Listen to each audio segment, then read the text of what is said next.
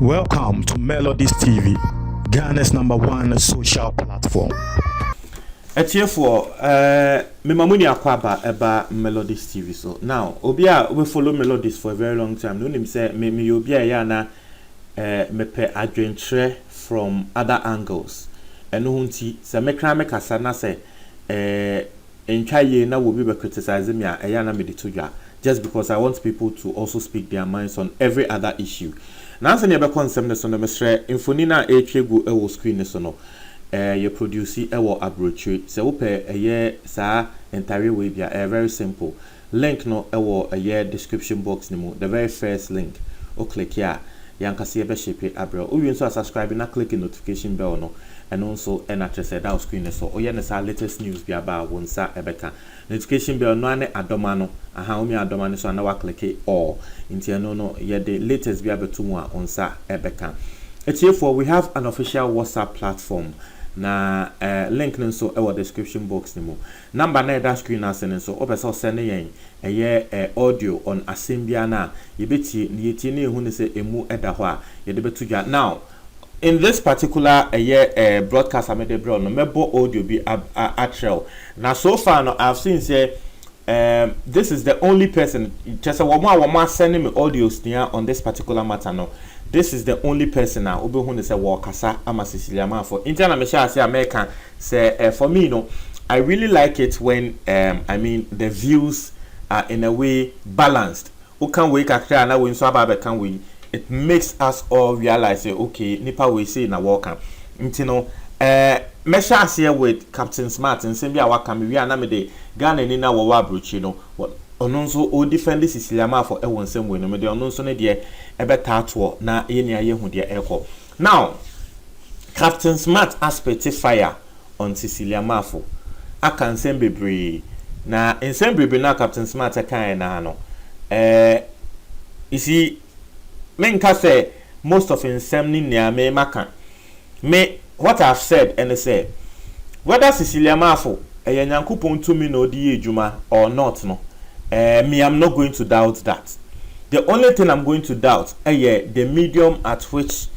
she does what she does. Mimi susu say a kwan na wo fast word ye de wo ye no enye eya na nkrofo kan ene hunhun kronkron say hunhun kronkron say ba me mama wati ase say God is a God of discipline. God is an orderly God. Hunhun kronkron ye ade bia be hu say yes we clearly eya hunhun kronkron because wo ya ehonte nya dia ye be ye na baba ka send ehun krokro say ye na say inti Captain Smart so make that particular comment Gifty Adoye formerly known as Gifty Osei also make that particular comment I will be say yes people are beginning to understand my point but Captain Smart as answer can send bi kan ho say Cecilia Manfo no this is not the only thing I want ye na sabi otubi etu intosio etu nkrofo num e wona asori se eya akwankyere otumi de brodo ebo na mfifire na de ama ne church member say wo mundi aden a eya akwankyere yes Cecilia Manfo and these are things a yen ni hobby eya nsem nkrofo eka so we are just reporting what those people are saying yes Cecilia Manfo to me ko program no obo say wona nkrofo obeye worship na bibia ho na wakaso huhun konkra man direction na obia ensa ahia na nkrofo asa ahia na mo de egu omunum na wo mo we na tese wo mo de insio aka ho eno nso ye nsem ankrofo eka nti we ni na ye ensem bi asisia no eba abonten ankrofo ka se Cecilia Manfo de wo ye no 7 prejuasa enye huhun konkro na odi ye ejuma Diana Samoa and also ababontin ababekasa obehu ne say yes but there are two Cecilia Manfo so pa o si wono na se onim na one day wakoto Cecilia Manfo program so na Cecilia Manfo de ade we bi beye na what the mic ne better treat Cecilia Manfo kon atwemu ma Cecilia Manfo na nka se hu say yes no Diana Samoa ne so no na adwen ahye ono de wa ma fair warning it in nsem ni neni but Ghana ni bia wo abrochi so ababonten e the strong defense ababeta Cecilia Manfo echi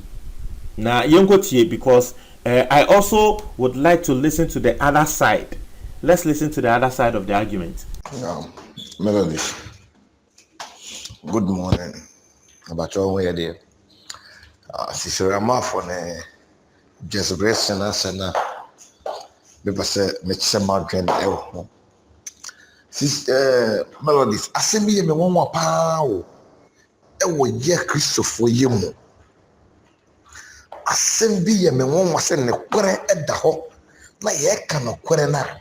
Ni pampa say ye cannot quarter. Actually, ye Melodies. Why not only me say just blessing where Jenny Kuno? Why not only me say just blessing you can assemble yellow or we ye video but to social media? I run Facebook, YouTube, Instagram, but be a run here. One in him.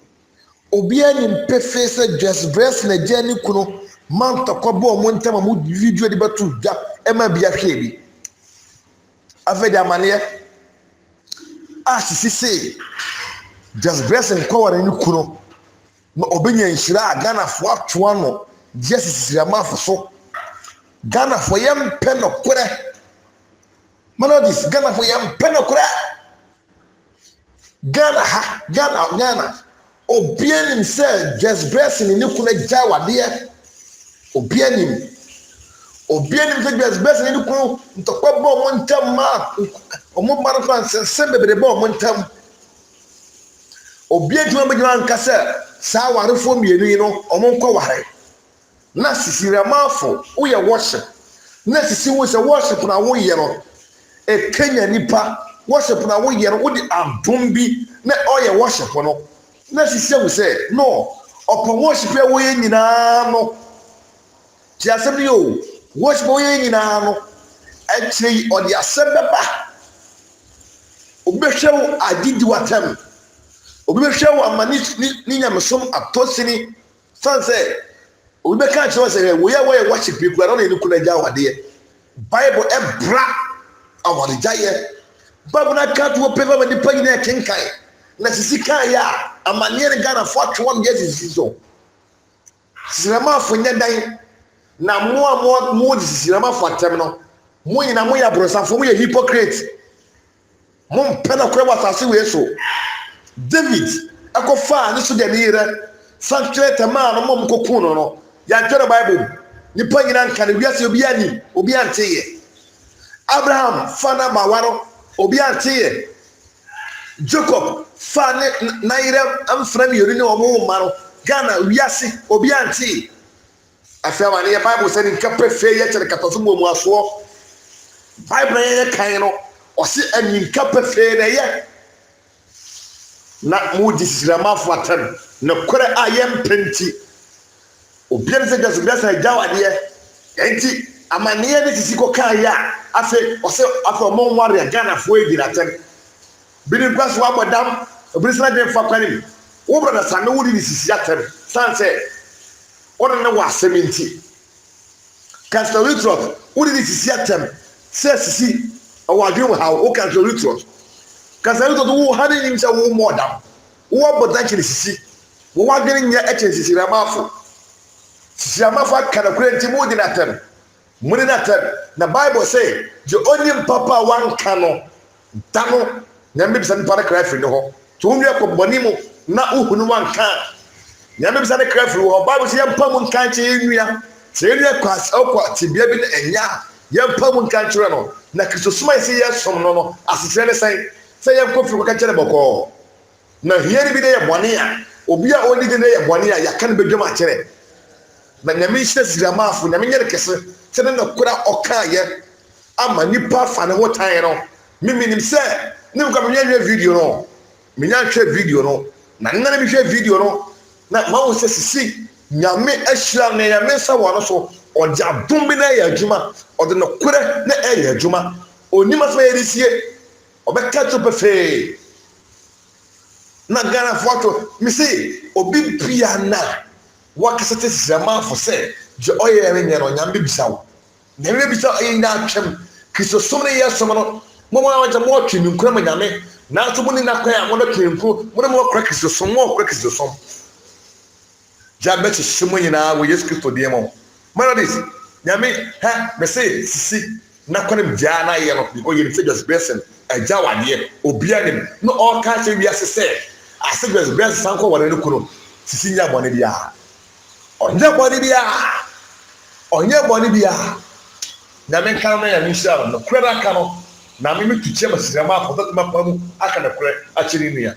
obia ma ba